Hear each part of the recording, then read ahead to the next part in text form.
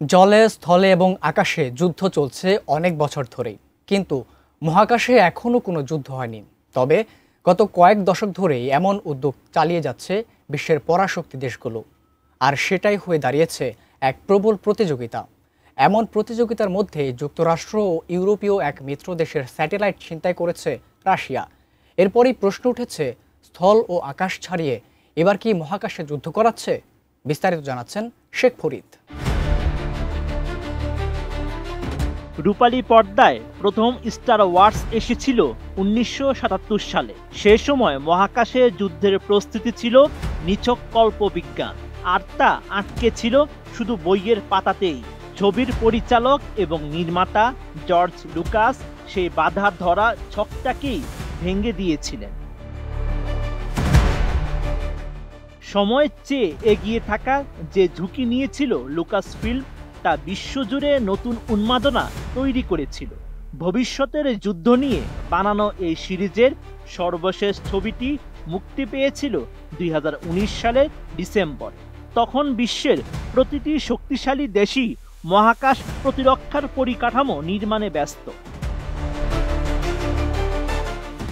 চলতি বছরে মস্কোর রেড স্কোয়ারে যখন বিজয় দিবসের কুচকাওয়াজে অভিবাদন গ্রহণ করছিলেন রুশ প্রেসিডেন্ট ভ্লাদিমির পুতিন, তখন ক্রেমলিনের হ্যাকার বাহিনী ব্যস্ত ছিল এক গোপন অপারেশনে। শত্রু দেশ ইউক্রেনকে টেলিভিশন পরিষেবা প্রদানকারী একটি উপগ্রহকে তার কক্ষপথেই ছিনতাই করে ফেলেছিল তারা। মহাকাশ যুদ্ধ বিজ্ঞানের ইতিহাসে এই ঘটনাকে এক নজিরবিহীন পদক্ষেপ বলে মনে করছেন স্পেস ওয়ার বিশেষজ্ঞরা।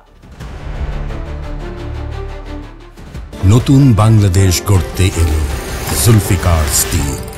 জুলফিকার স্টিল, ইস্পাত দৃঢ় অঙ্গীকার। এর মাধ্যমে পুতিন দেখিয়ে দিলেন ক্ষেপণাস্ত্র, গোলা বা আত্মঘাতী ড্রোন ব্যবহার না করে শত্রু শিবিরে কিভাবে মনস্তাত্ত্বিক আঘাত হানা যায়। এমন ঘটনায় বেশ কিছু সময়ের জন্য হতবাক ছিলেন ইউক্রেনের আমজনতা, এমনকি জেলেনস্কি বাহিনীও।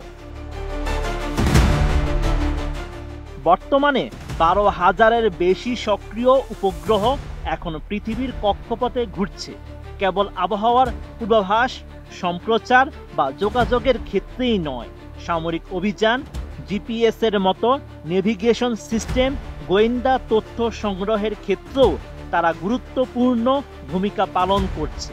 রাশিয়া দেখিয়ে দিল, নতুন যুগের মহাকাশ যুদ্ধে উপগ্রহ ছিনতাইয়ের ঘটনা যুদ্ধ পরিস্থিতিতে স্থবির করে দিতে পারে শত্রু শিবিরের জনজীবন, স্তব্ধ করে দিতে পারে বাণিজ্য।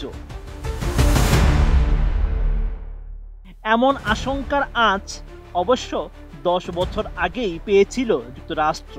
সেই মতো প্রস্তুতিও শুরু করেছিল পেন্টাগন। শেষ পর্যন্ত 2019 সালের গোড়ায় মার্কিন উপগ্রহগুলিকে রক্ষা করার উদ্দেশ্যে আনুষ্ঠানিকভাবে আত্মপ্রকাশ করে মহাকাশ প্রতিরক্ষা বাহিনী।